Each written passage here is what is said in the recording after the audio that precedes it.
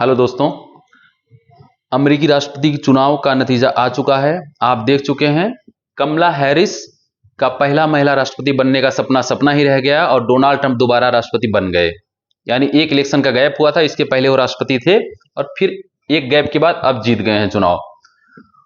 Total अगर हम electoral देखें तो अमेरिका में है, टोटल इलेक्टोरल अगर यूएस की हम बात करते हैं तो 438 हैं और ये जादुई नंबर जो बैठेगा आपका 50% प्लस 1 में 270 तो अभी डोनाल्ड ट्रंप 277 इलेक्टोरल जीत चुके हैं, मतलब डोनाल्ड ट्रंप जीत ही चुके हैं कंफर्म इस चुनाव को।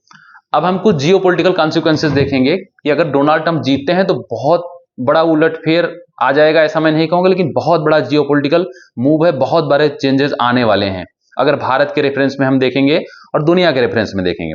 अच्छा देखो, ट्रंप की रैली से उनकी बातों से दो तीन बातें बहुत क्लियर हो रही थी।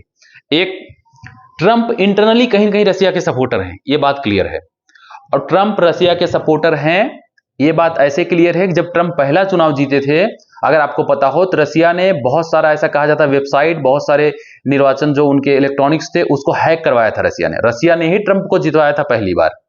ऐसे आरोप लगते हैं, आरोप कितने भी सही हो झूठे हो, लेकिन ये बात क्लियर हो गई थी उस चुनाव के बाद।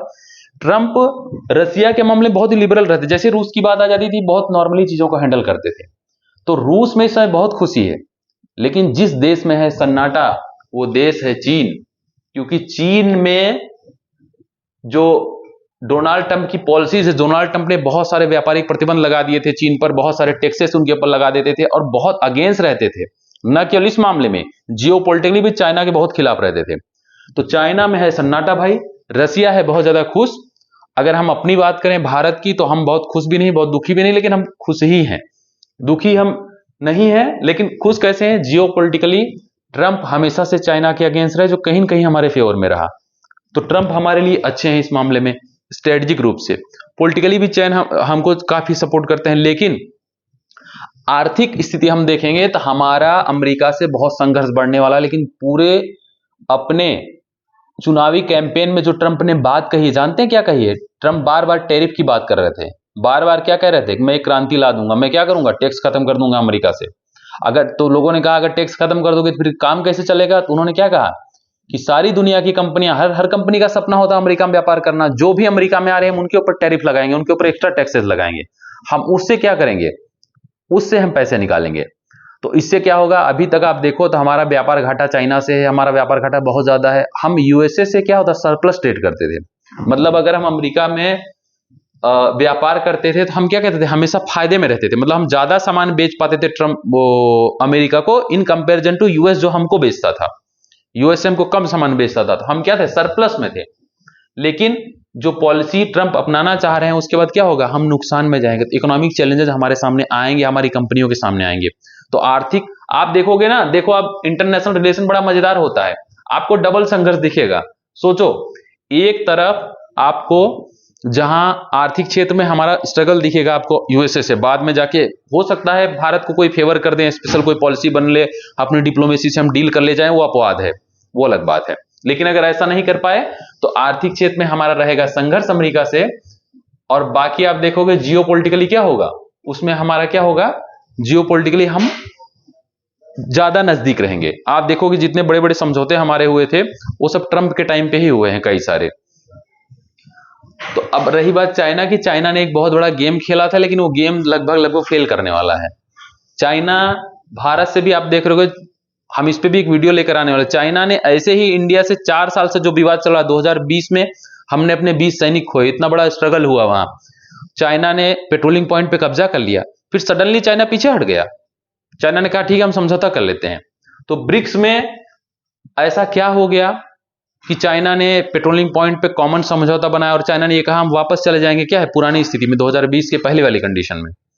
उसके पीछे चाइना का एक प्लान बहुत बड़ा था, इस पे एक अलग वीडियो बनाएंगे। प्लान वाकई में था चाइना का, क्योंकि पूरी दुनिया स्ट्रगल में उलझी है। यूक्रेन जब तक डोनाल्ड ट्रंप के जो विरोधी थे, यानी कि डोनाल्ड ट्रंप की पॉलिसी क्या थी, रसिया के खिलाफ नहीं, चाइना के खिलाफ।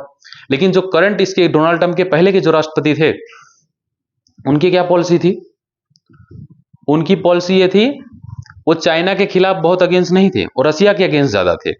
और पूरे वॉर में उन्होंने क्या किया, बहुत ज्यादा फंडिंग की यूक्रेन को, और चाइना ये चाहता था कि इस पूरी फंडिंग में उलझ जाएं ये लोग।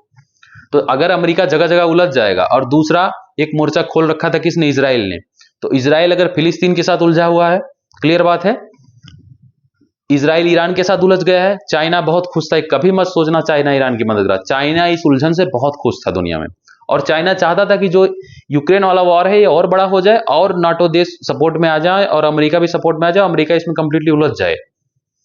उसके बाद बचता है भारत। तो चाइना ये बात जानता था कि जब भी भारत से रिलेशन अच्छे होते हैं, भारत की एक आदत है शुरू से डिप्लोमेसी, भारत क्या करता है, किसी के मामले में उलझता नहीं है, तटस्थ हो जाता है। तो उनकी पॉलिसी ये भी थी, भारत तटस्थ हो जाएगा, और अगर भारत तटस्थ हो जाता है तो क्या करेंगे, हम इन्वेजन करेंगे, कहां पर इन्वेड करेंगे, किसको, ताइवान को। तो ताइवान को इन्वेड करने का प्लान था प्लान वाकई में, अब हो सकता है ठंडे बस्ते में चला जाए, क्योंकि सारे देश उलझे हुए थे जो कुछ हेल्प करने की स्थिति में रहते ताइवान की। अब बचा इंडिया, और इंडिया सोचेगा अभी अभी हमारा सीमा समझौता हुआ है और मुझे चाइना से कोई किसी प्रकार का उलझना नहीं है, तो इंडिया क्या करता, इस मामले से अपने आप को दूर रखता। तो इंडियन बॉर्डर पे अभी आप देखोगे डिप्लॉयमेंट चाइना की, ये जो अभी बातचीत चल रही है, जो डीएस्केलेशन हो रहा है, इसके पहले, मतलब ये जो संघर्ष समाप्ति हो रही, इसके पहले तक चाइना करीब 50,000 से ज्यादा प्लस फोर्सेस वहां डिप्लॉय किया था, और हमें भी इतने ही डिप्लॉयमेंट करने पड़े। लेकिन जब चाइना ताइवान को इन्वेड करेगा, ताइवान की तरफ जाएगा, तो उस कंडीशन में क्या बनेगा, उसको और फोर्सेस की जरूरत पड़ेगी, बाकी बॉर्डर पे वो ज्यादा सैनिक लगा नहीं सकता, और अगर तनाव बने रहेंगे तो इंडियन बॉर्डर से सैनिक हटा नहीं सकता। तो ये सब एक ग्रैंड प्लान का हिस्सा था।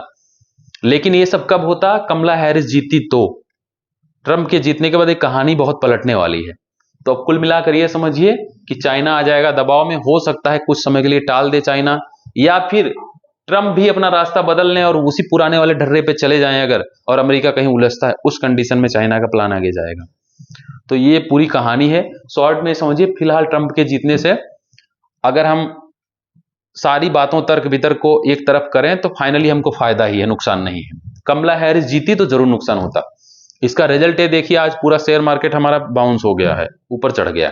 अगर कमला हैरिस जीतती, जस्ट अपोजिट होता, शेयर मार्केट हमारे धड़ाम हो जाते। ये रियलिटी है, क्योंकि जो एफआईआई है, जो फॉरेन निवेशक हैं, भाग रहे थे कहां, चाइना की तरफ।